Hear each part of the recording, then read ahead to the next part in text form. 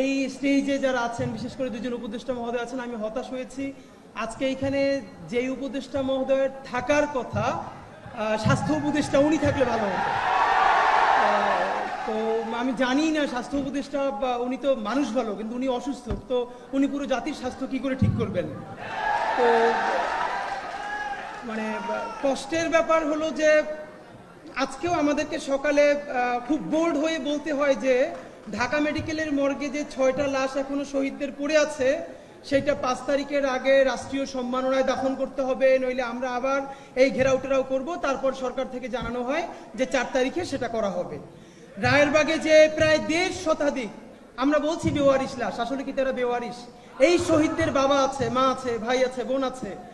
আমরা শতবার সেখানে গিয়ে বলেছি যে তাদেরকে তুলে ডিএনএ স্যাম্পলিং করে সারা বাংলাদেশে আহ্বান জানানো হোক, কোন বাবা, কোন মা, কোন সন্তান তার পরিবারের এই লোকটার জন্য তাকিয়ে আছে, তারা ডিএনএ স্যাম্পলিং করে অন্তত বুঝুক। আমরা একটা পরিবার এমন পেয়েছিলাম, জাহিদও ছিল, ওকে আমরা পরে নাম্বার দিয়েছিলাম তাকে ইন্টারভিউ করবার জন্য।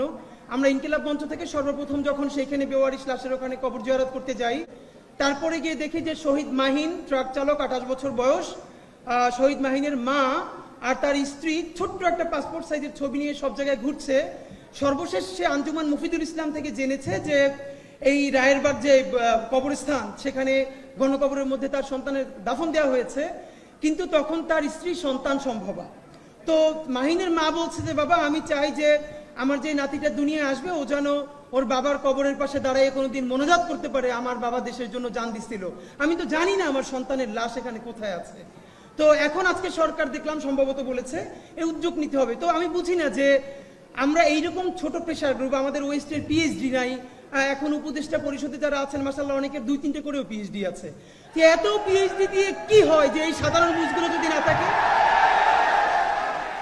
তো এরপরেও এই সরকারকে বিশেষ করে যেটা ধন্যবাদ, এই যে জনতার সামনে বসিয়ে উপদেষ্টাদেরকে বলা যায় এবং তারা হাসি মুখে গ্রহণ করেন, অন্তত প্রচন্ড চিৎকার করলেও তারা কারেকশন নেন।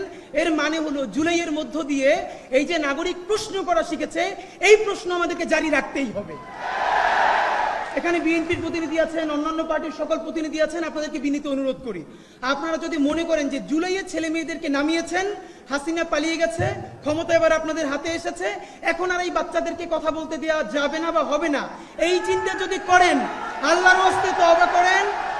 বাচ্চাদের জবান যদি বন্ধ করতে চান, আওয়ামী লীগের মতো আপনাদের জবানও বন্ধ হয়ে যাবে, মনে রাখবেন। আমি অবাক, আমাদের এই যে ফাইয়াজ আসলো মাত্র, এইসব ইন্টারের বাচ্চারা তারা বলছে যে ফ্যাসিবাদকে আর ফিরতে দেওয়া হবে না। এই ছেলেটা তো আজ পর্যন্ত